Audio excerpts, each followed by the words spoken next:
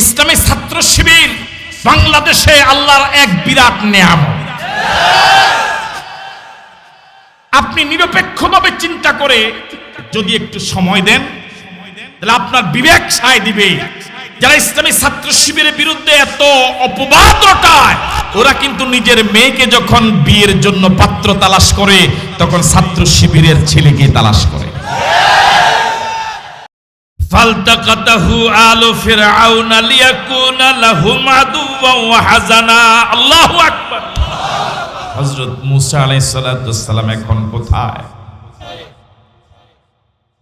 আল্লাহ রাব্বুল আলামিন হযরত মুসা আলাইহিস সালাতু ওয়াস সালামের ওই শেষ সিন্দুকটা বাতাসের ঢেউয়ের প্রতি আদেশ করে ঢেউ এটাকে নিয়ে নিয়ে শেষ পর্যন্ত হযরত মুসা আলাইহিস সালাতু ওয়াস সালামকে একদম ফেরাউনের বাড়ির ঘাটে নিয়ে গেলেন।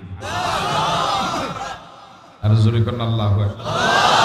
যে মুসাকে দুনিয়াতে আসতেই দিবে না আইন করেছে, রাষ্ট্রের সব গোয়েন্দাদেরকে শুধু এক ব্যক্তির পিছনে কি করেছে, আর কোনো কাজে গোয়েন্দা লাগানোর দরকার নাই, সব গোয়েন্দা শুধু এই হুজুরের বিরুদ্ধে।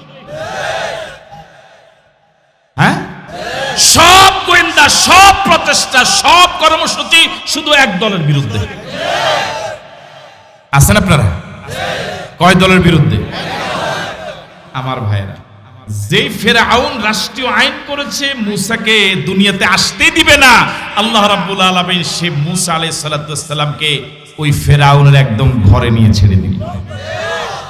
বুঝছেন না কথা?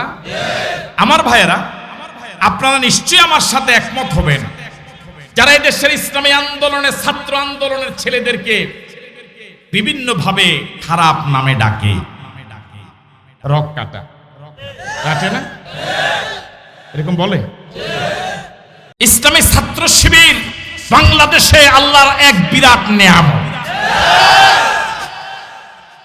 আপনি নিরপেক্ষভাবে চিন্তা করে যদি একটু সময় দেন তাহলে আপনার বিবেক সায় দিবে।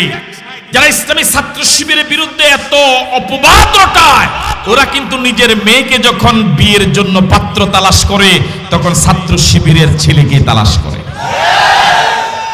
ঠিক নয় কি? যারা ইসলামী ছাত্র শিবির এবং জামাত ইসলামের বিরুদ্ধে এভাবে অপপ্রচার চালায়, তাদের ঘরেও কিন্তু ছাত্র শিবিরের ছেলে রয়েছে।